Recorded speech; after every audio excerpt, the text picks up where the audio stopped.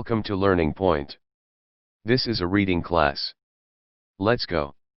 Taro SS Reward. 1. A young woodcutter named Taro lived with his mother and father on a lonely hillside. All day long he chopped wood in the forest. Though he worked very hard, he earned very little money. This made him sad, for he was a thoughtful son and wanted to give his old parents everything they needed. 2. One evening, when Taro and his parents were sitting in a corner of their hut, a strong wind began to blow. It whistled through the cracks of the hut, and everyone felt very cold. Suddenly, Taro's father said, "I wish I had a cup of sake, it would warm me and do my old heart good." 3. This made Taro sadder than ever, for the heart-warming drink called sake was very expensive. "How do I earn more money?" he asked himself. "How do I get a little sake for my poor old father?" He decided to work harder than before. 4. Next morning, Taro jumped out of bed earlier than usual and made his way to the forest. He chopped and cut as the sun climbed, and soon he was so warm that he had to take off his jacket. His mouth was dry, and his face was wet with sweat. "My poor old father," he thought. "If only he was as warm as I." And with that he began to chop even faster, thinking of the extra money he must earn to buy the sake to warm the old man's bones. 5. Then suddenly Taro stopped chopping. What was that sound he heard? Could it possibly be rushing water? Taro could not remember ever seeing or hearing a rushing stream in that part of the forest. He was thirsty. The axe dropped out of his hands and he ran in the direction of the sound. 6.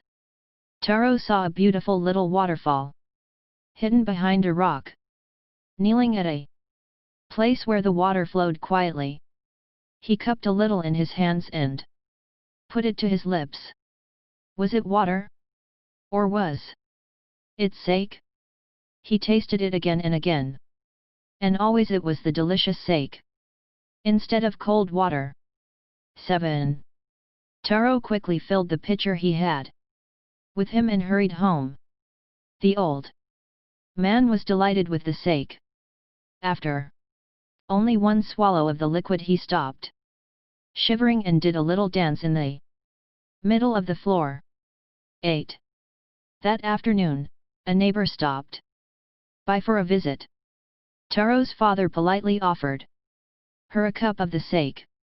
The lady drank it greedily, and thanked the old man. Then Taro told her the story of the magic waterfall. Thanking them for the delicious drink, she left in a hurry. By nightfall she had spread the story throughout the whole village. 9.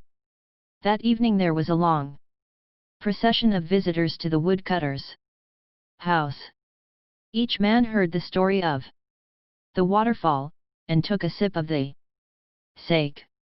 In less than an hour the pitcher was empty. 10.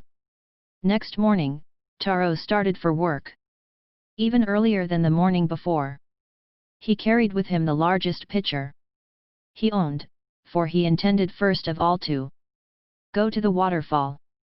When he reached it, he found to his great surprise all his neighbors there.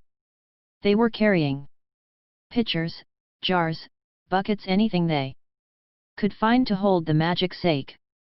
Then one villager knelt and held his mouth under the waterfall to drink. He drank again and again, and then shouted angrily, "Water! Nothing but water!" Others also tried, but there was no sake, only cold water. 11. We have been tricked, shouted the villagers. Where is Taro? Let us drown him in this waterfall.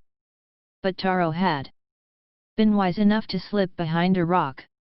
When he saw how things were going, he was nowhere to be found. 12. Muttering their anger and disappointment, the villagers left the place one by one. Taro came out from his hiding place. Was it true,